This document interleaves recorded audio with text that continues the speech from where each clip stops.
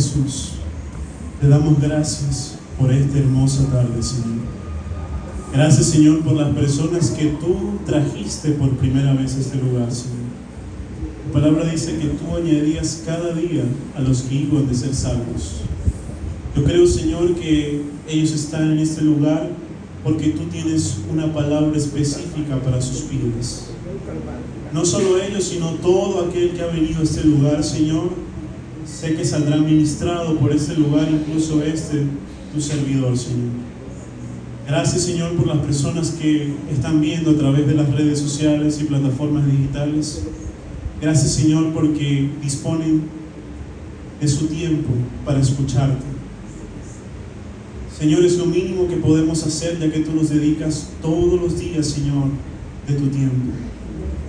Tu palabra dice que no duerme el que nos guarda. Mientras nosotros dormimos, tú nos cuidas, Señor. Gracias, Señor, porque ha sido de gran bendición estar hoy de pie, estar hoy adorándote en tu casa. Mejor es un día en tu casa que 1000 fuera de ellas. Gracias, Señor. En el nombre de Jesús, sé tú, Espíritu Santo de Dios, en este lugar. Amén y amén. Bueno, den un fuerte aplauso a Jesús. Pueden tomar asiento. Bienvenido, iglesia. Dígale que está a su lado, te sentaste en el mejor lugar del mundo.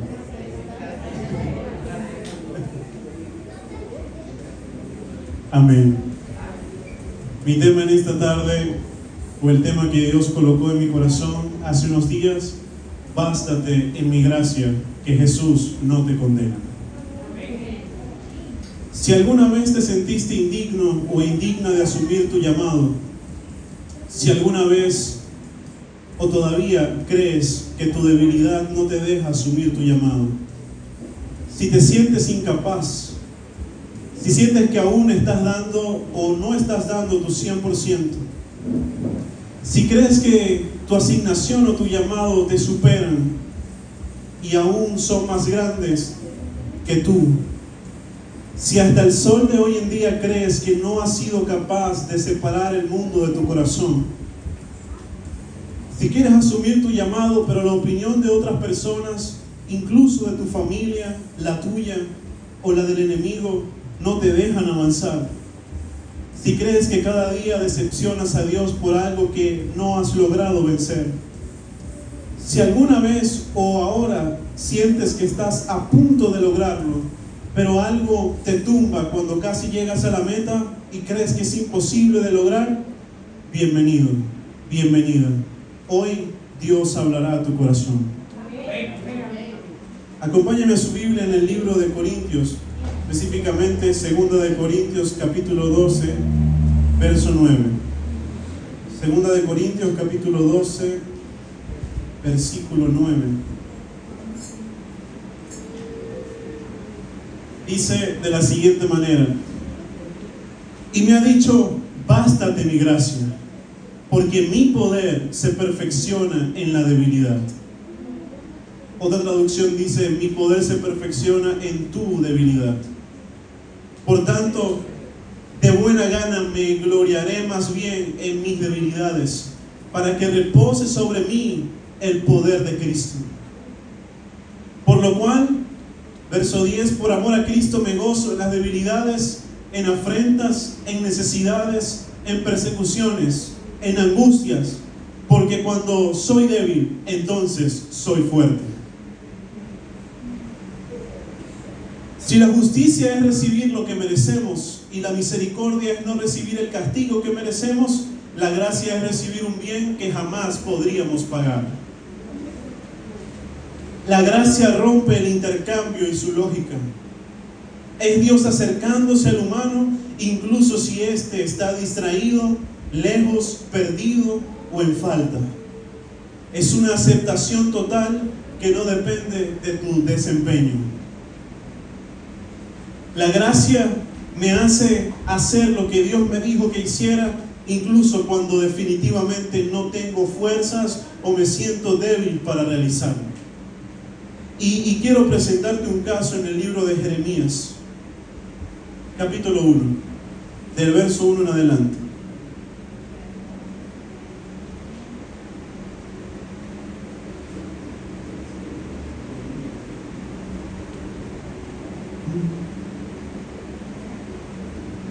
Libro de Jeremías, capítulo 1, del verso 1 en adelante. Aquí está. Dice de la siguiente manera: llamamiento y misión de Jeremías. Las palabras de Jeremías, hijo de Hilcias, de los sacerdotes que estuvieron en Anatot, en tierra de Benjamín. La palabra de Jehová que le vino en los días de Josías, hijo de Amón, rey de Judá, en el año 13º de su reinado. El verso 4 dice: vino pues palabra de Jehová a mí diciendo: antes que te formase en el vientre te conocí, y antes que nacieses te santifiqué, te di por profeta a las naciones. Y yo dije: ah, Señor, Señor Jehová, he aquí, no sé hablar, porque soy niño. Póngale la excusa que usted quiera, póngale la debilidad que usted quiera.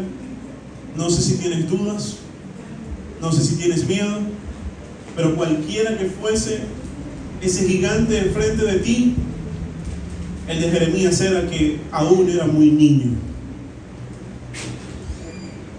Y me dijo Jehová, dígale que está a su lado: no digas, soy un niño. No digas más eso que te separa de Dios.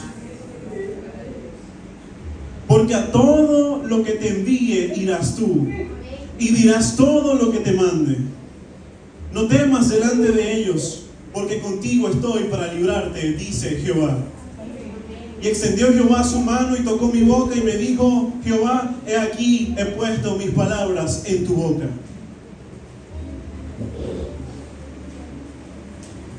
No se trata de quién seas tú, sino de quién es Dios. El secreto de un llamado, el secreto de alguien que ha decidido asumir su llamado, no es la capacidad que tiene para asumirlo o la incapacidad que tiene para asumirlo, sino que ha confiado en que Dios es capaz para hacerlo. No solamente Jeremías sintió esto, sino que Moisés era tartamudo y no sabía hablar. Si tú sientes que hay algo que te separa de asumir tu llamado, o hay algo que tú le has dicho a Dios: Dios, pero es que yo estoy pasando esto, levanta tu mano.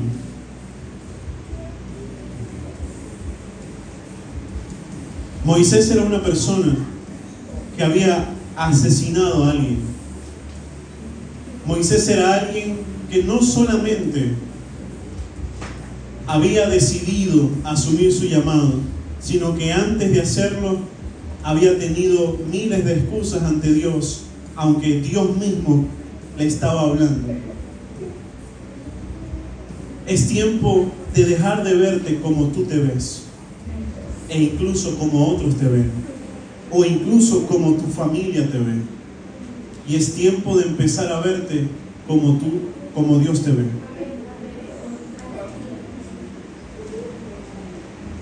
Quiero que también me acompañe al libro de Josué.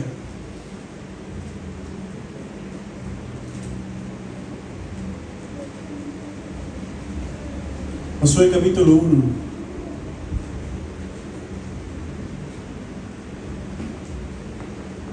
Josué capítulo 1, desde el verso 1 en adelante.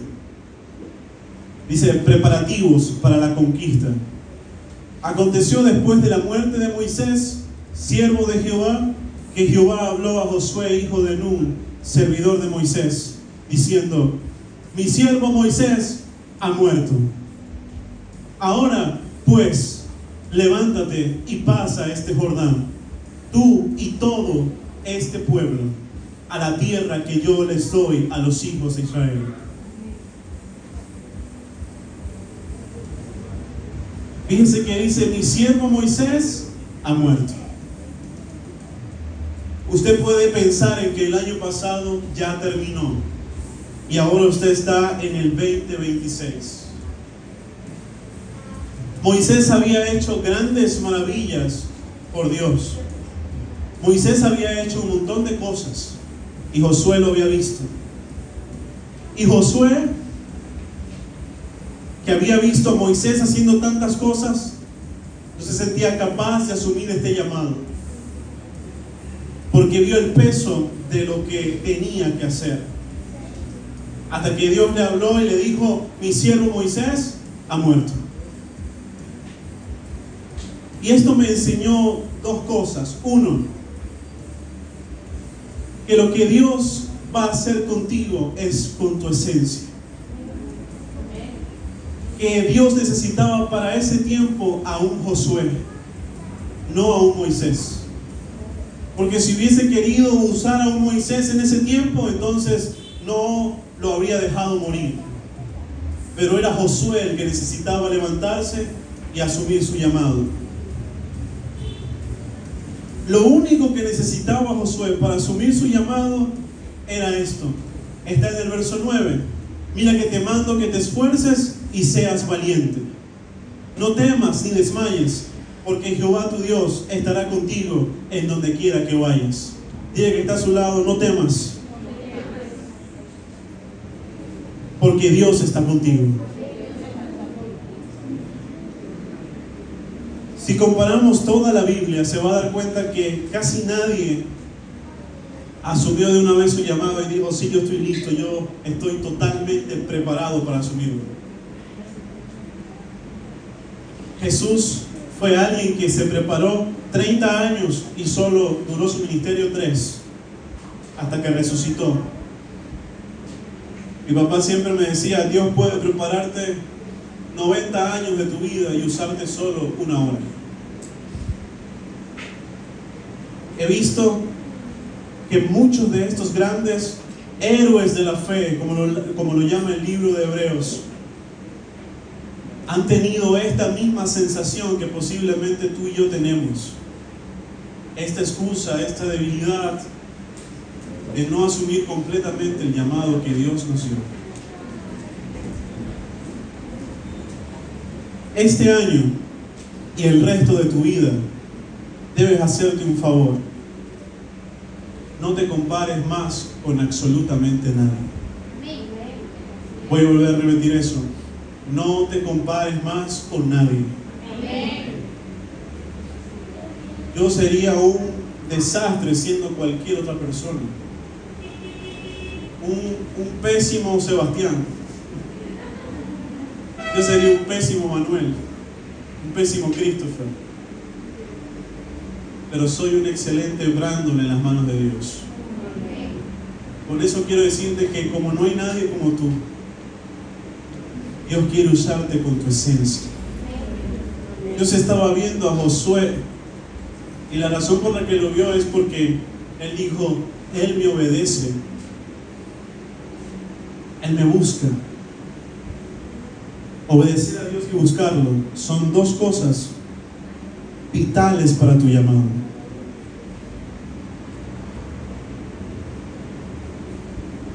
Para este tiempo, Dios necesita a alguien como tú, no Amén. una copia de alguien más. Amén. Si Dios hubiese querido llamar a otra persona, lo habría hecho. Nosotros tenemos que aprender que lo que Dios quiere hacer contigo, lo quiere hacer con todo y tus debilidades, con todo y lo que eres actualmente. Cuando Dios quiso llamar a alguien, Jesús en la tierra, no llamó absolutamente a nadie perfecto, preparado, sino que los llamó aún con debilidades. Pedro no era perfecto. De hecho, Pedro de la Biblia dice que era tosco. Cuando alguien se acercaba a él, a Jesús, una vez se acercó a alguien, le mochó una oreja con un cuchillo, la cortó. Tomás dudaba de Jesús todo el tiempo. Todo el tiempo. ¿Usted se imagina a Tomás? Jesús multiplicó los panes y los peces y Tomás todavía dudaba. Jesús caminó en las aguas y Tomás todavía dudaba. Jesús multiplicó aquellas aguas, las convirtió en vino, y todavía Tomás dudaba. Tomás vio a Lázaro resucitar de la tumba y todavía Tomás dudaba de Jesús. Es más, Tomás vio a Jesús resucitar y tenerlo al frente y todavía dudaba de Jesús. No solo fue hasta que Tomás metió el dedo en la herida de Jesús y dijo: ahora creo en ti. Muchas de tus heridas, mucho de lo que tú estás pasando, en eso que tú te sientes débil, Dios lo va a usar para que otro crea en Él. Ese es el propósito de las debilidades. La debilidad tiene un propósito. Y es que muchos tal vez se sintieron, tal vez tú pasaste por algo en específico, no lo sé. Pero en eso que tú pasaste y lo superaste, va a servir de mucha ayuda para alguien que está pasando exactamente lo mismo. Si usted no tuviera una debilidad, es imposible que usted fuera empático. Es imposible que usted fuera empático. Porque cada vez que usted va a aconsejar a alguien, usted viene y le dice: yo también pasé por eso. Yo sé que se siente pasar por eso.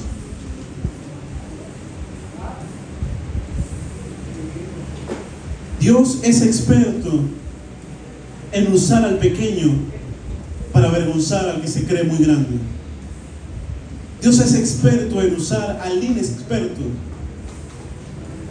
para avergonzar a aquellos que creen que Dios no puede usar, incluso al mismo infierno. Dios es capaz de utilizarte aún con todas tus debilidades. En estos días el pastor hablaba algo muy importante. Todos sabemos que Dios nos ama, ¿verdad que sí? Está cansado de que alguien le diga: Dios te ama. El tema está en que si nosotros amamos a Dios,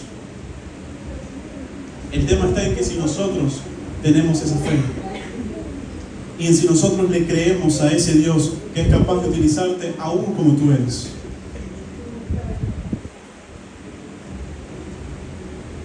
Y muchas veces pedimos palabras y palabras y palabras para confirmar que es Dios el que te está llamando, que es Dios el que te está pidiendo que tú asumas tu llamado.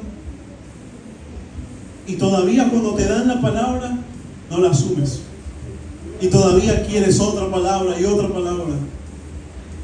Y que estés totalmente seguro de que Dios está contigo cuando ya Él te dijo que sí. Y una de esas personas es Gedeón.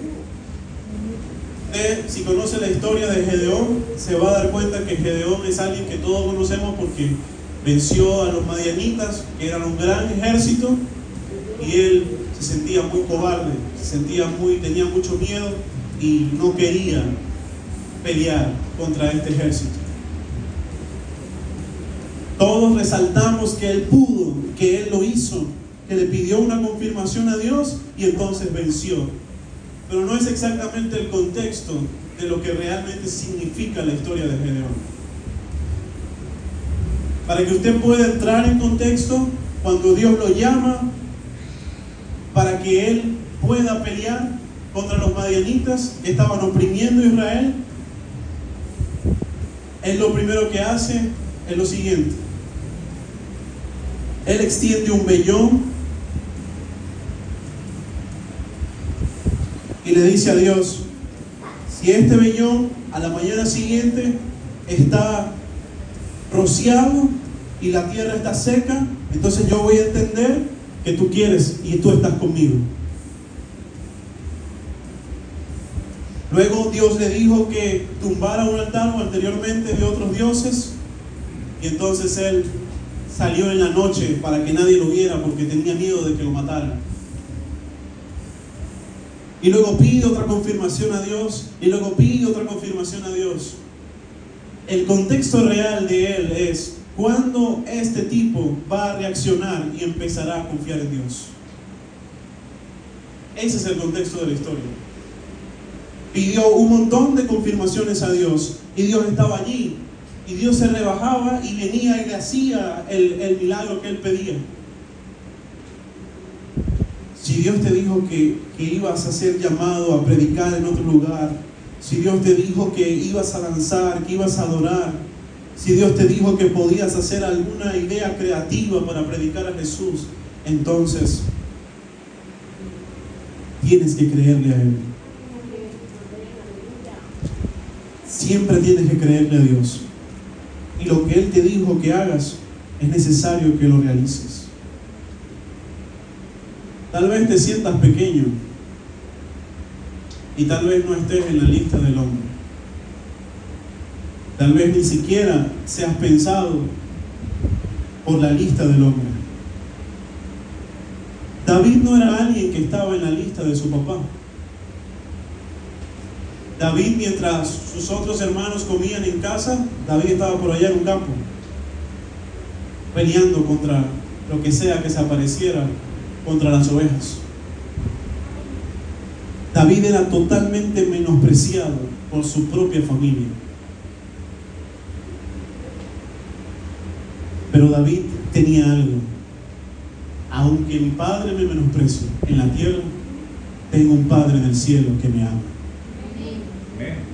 Aunque mis hermanos no se acuerden de mí, entonces tengo un Padre que sí se acuerda de mí. Imagínense lo duro que era para este muchacho, porque era un muchachito. Era muy pequeño. Y desde pequeño fue expuesto a eso.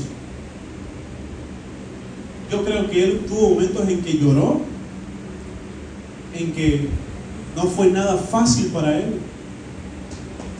Pero de alguna manera, él aprendió en su intimidad, sin que nadie le dijera nada, a acercarse a Dios. No había nadie enseñando a David. No es como hoy en día que joven o padre de familia te reciben en la puerta y te llevan al asiento y te dicen bienvenido. A David nadie le dijo nada de eso. Samuel igual.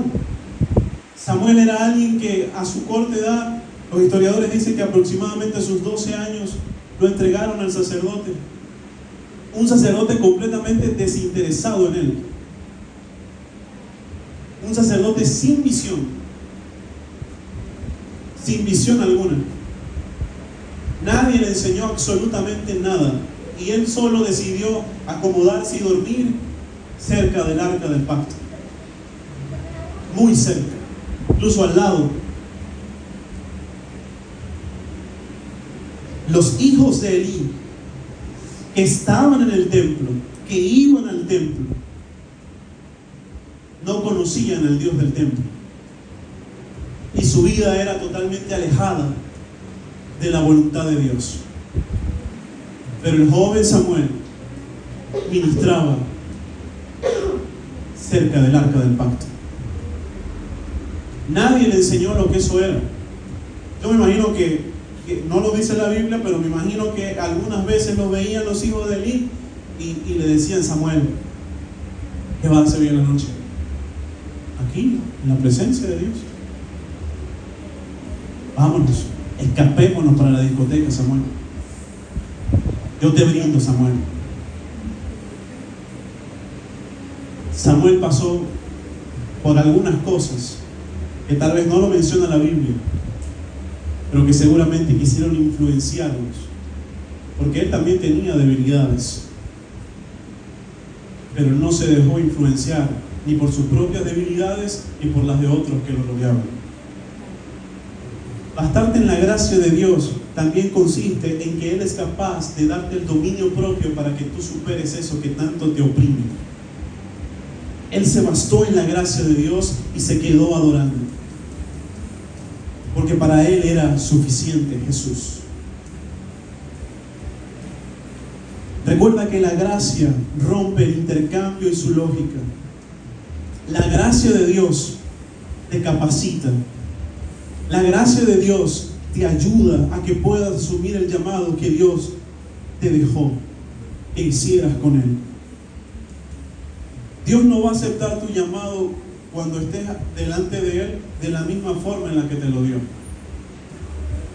Acuérdense de las parábolas de los talentos. Dios necesita que tú multipliques eso que Él te dio. es necesario.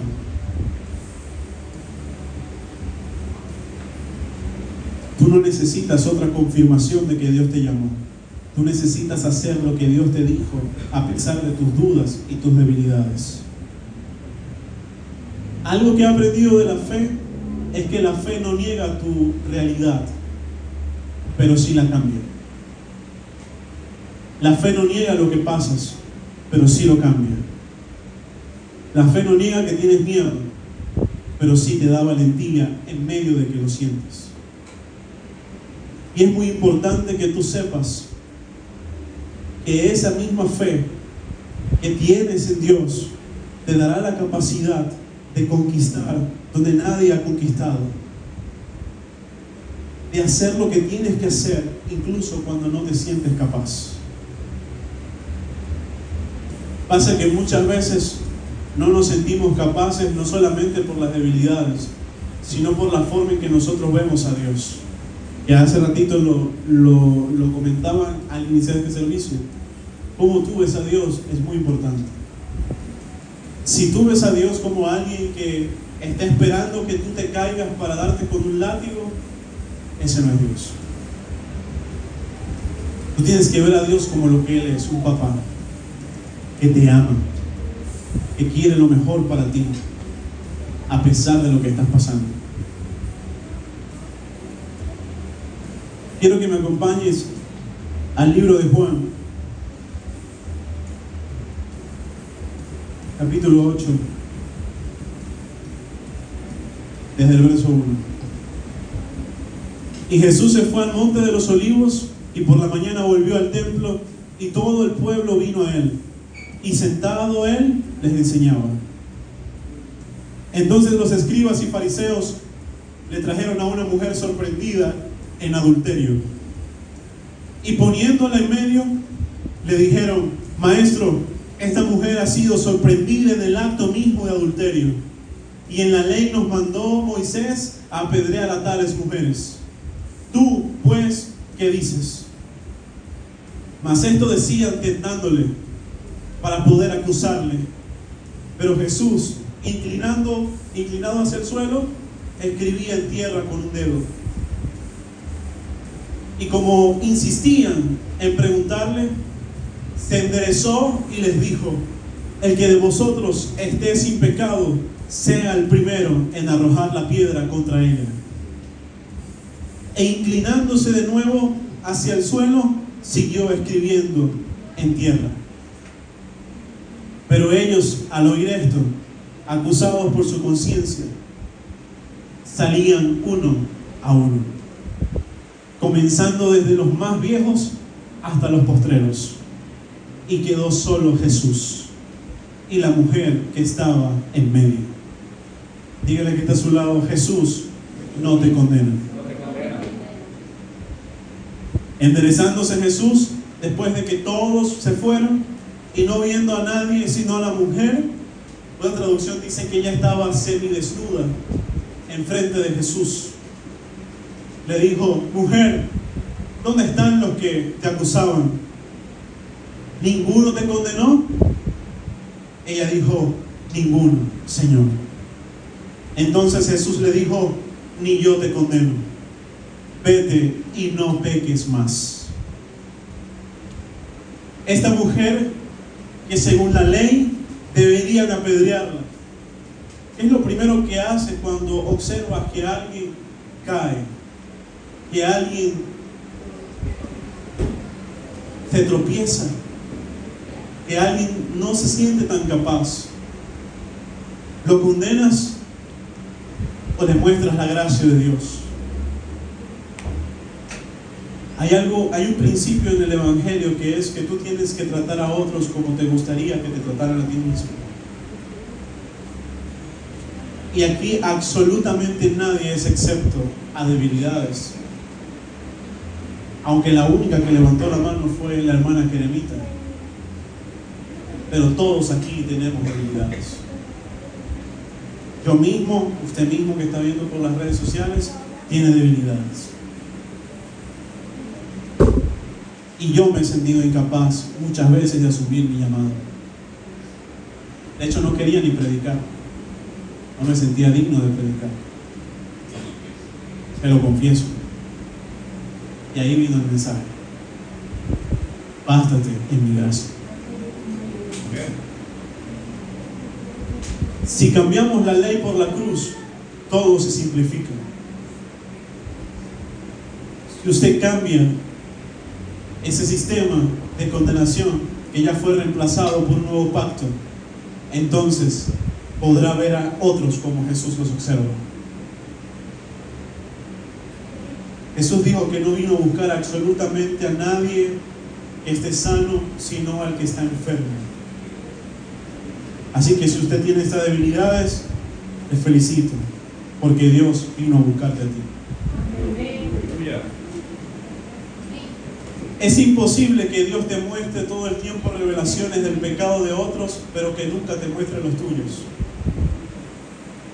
Es imposible que Dios te muestre todo el tiempo lo que otros tienen que trabajar, pero que no te muestre lo que tú tienes que trabajar. Hay que ser empáticos. Por eso la Biblia dice: hipócrita, antes de ver lo que el otro tiene, o la paja de tu hermano, observa la viga que está en tu ojo. Tal vez vemos la incapacidad de otra persona de asumir su llamado. Yo no creo que este sea capaz de hacerlo. Hasta Matías es capaz de predicar aquí. Todos son capaces de hacerlo, pero no son capaces porque puedan o no, sino por la gracia de Dios que hay en ti. Cada vez que alguien sube aquí a este lugar, es la gracia de Dios que lo capacita. La gracia de Dios que te ayuda. Así estés temblando aquí. La gracia de Dios está sobre ti. Y esa misma gracia te ayudará en todo lo que tú necesites. Mi esposa en estos días me dijo: no sé cómo me tienes tanta paciencia. Yo le dije: y la gracia. Porque si fuera por mí, no tengo mucha paciencia. Pero ¿sabe algo? Cuando tú te imaginas en el lugar de otro, tú dices: ya entiendo, Jesús, no es igual. Amén. Cuando trabajas bien en ti, puedes ver con la misma gracia al otro, en que Jesús te vio en ti. Porque tú puedes decir: Dios me sacó de las drogas, y le aseguro que si usted salió de ahí, más nunca volviera otro drogadicto de la misma forma. Usted le puede decir: yo estuve ahí, y me hubiese encantado que alguien me abrazara. Y entonces usted como cristiano sabe que ahora tiene que abrazarlo. El apóstol Pablo dice: prediquen en las cárceles, acuérdense de ellos como si ustedes mismos estuvieran presos. Y es necesario, cuando salgamos a las calles, que vienen ahorita los evangelismos, o en tu trabajo, donde quiera que estés, porque siempre digo que el evangelio no es un evento, sino una vida. Tú puedas ver a esa persona afuera como Dios lo observa. Y esa persona va a ver a Jesús en ti. No sé si le ha pasado, pero alguien siempre le dice: no sé, pero yo veo a usted tan diferente, tiene un no sé qué. Y dice: esa es la gracia de Dios en mí.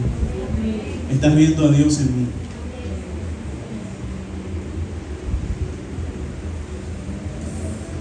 Colocarte en el lugar de tu hermano te hará amarlo muchísimo más.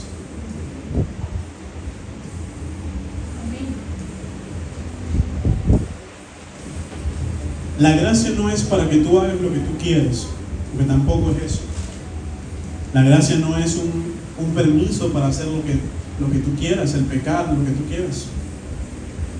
La gracia es un regalo inmerecido, pero ese regalo tuvo un precio y lo pagó Cristo en la cruz. Es decir, Cristo, tú soportaste tanto por mí, por amor a mí, Y esa gracia en mi vida me hace predicar en ese lugar. Me hace ir y decirle a alguien que lo amo. Me hace abrazar a mi familia. Es importante que te levantes en la gracia de Dios. Entonces, ¿qué somos? Ministros de su gracia. Anteriormente había ministros de la ley de Dios, sacerdotes. Hoy en día hay ministros de su gracia, pastores de su gracia, apóstoles de su gracia, danzarines de su gracia, adoradores de su gracia. Todo es por su gracia. Dios va a detener a los que muchas veces se burlan de tu vida, que no son más que espíritus del mismo infierno. Pero tú tienes que levantarte. Y hay una historia que a mí me gusta mucho. Parece sencilla, pero no lo es.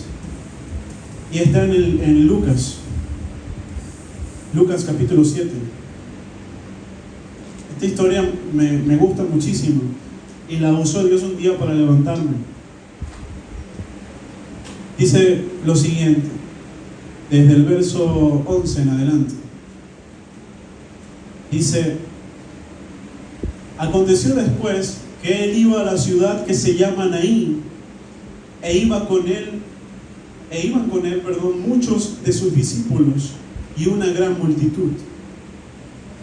Cuando llegó cerca de la puerta de la ciudad, he aquí que llevaban a enterrar a un difunto, hijo único de su madre, la cual era viuda, y había con ella mucha gente de la ciudad. Y cuando el Señor la vio, se compadeció de ella y le dijo: no llores. Dígale que está a su lado: no llores más. Y acercándose, tocó el féretro, dice aquí, o la urna como nosotros la conocemos, y los que lo llevaban se detuvieron y dijo: joven, a ti te digo, levántate. Y lo que Dios me ministraba hace muchísimo tiempo, aún estaba en Venezuela, era que muchas veces yo me veía hasta muerto espiritualmente, dormido, salía a fiestas, aunque conocía la palabra de Dios, hacía con mi vida cualquier cosa. Y yo me sentía como este joven, mientras que mi familia lloraba porque yo conocía el Evangelio. Y tal vez usted se ha sentido igual, como mamá, como hermano, no lo sé, intercediendo por sus hijos, porque aunque conocen de la palabra, aún no están en el camino de Cristo. Aún no están esas personas que tú quisieras ver aquí. Y yo era uno de esas personas, aunque conocía la palabra de Dios. Hasta que un día el Señor me dijo: levántate. Y acercándose, dice el verso 15, entonces se incorporó, el que había muerto, y comenzó a hablar. Y lo dio a su madre. Y todos tuvieron miedo y glorificaban a Dios diciendo: un gran profeta se ha levantado entre nosotros y Dios ha visitado su pueblo. Y se extendió la fama de él por toda Judea y por toda la región de alrededor. Y ahora mismo yo quiero que usted se ponga sobre sus pies y le voy a pedir a la hermana Doris que se acerque a este lugar, porque esta palabra Dios me la dio con una instrucción muy específica y quiero que extienda sus manos hacia ella.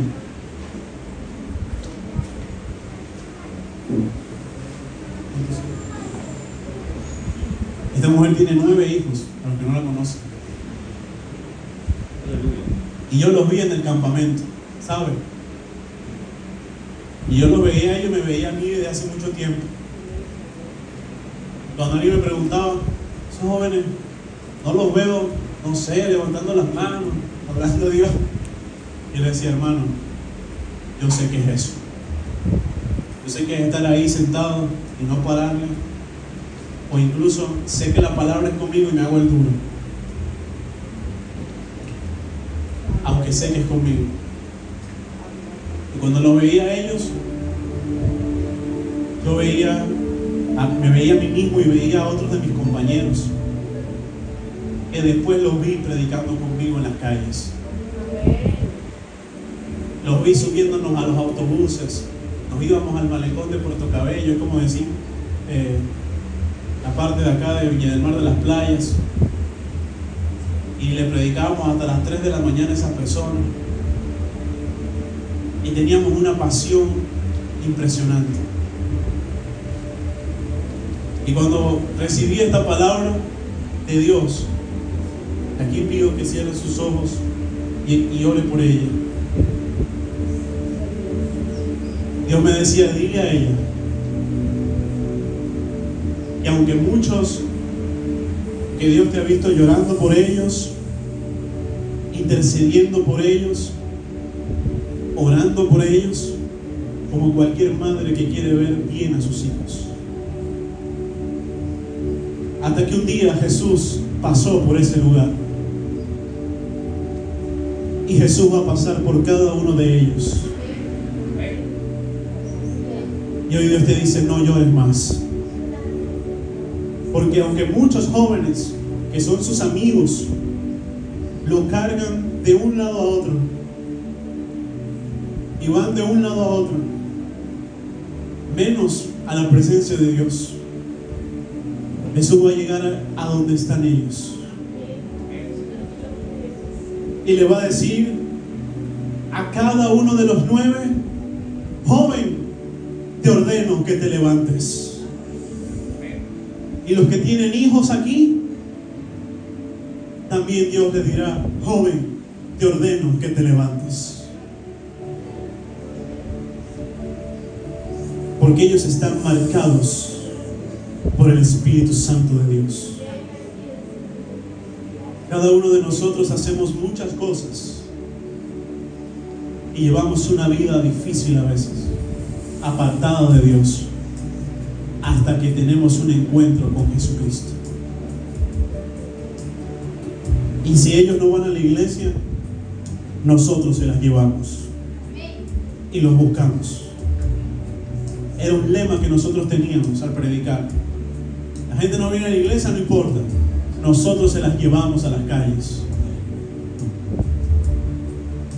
Padre, en el nombre de Jesús, yo bendigo a Doris, Señor.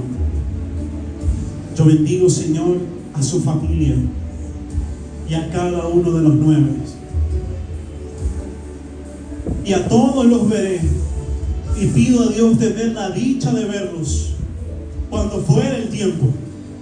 Porque aunque aquella mujer creía que su hijo había muerto, aunque aquella mujer creía que ya no iba a tener a su hijo, sus esperanzas se habían ido. Pero Jesús llegó en el minuto 59. Jesús llegó justo a tiempo. Y Jesús llegó justo a tiempo a tu vida. Y llegará justo a tiempo a la vida de cada uno de ellos. Así que la oración no debe ser más, Señor,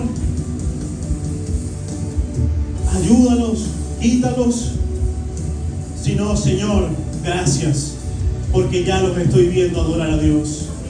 Gracias porque ya los estoy viendo en el altar. Gracias porque ya los estoy viendo predicando en las calles.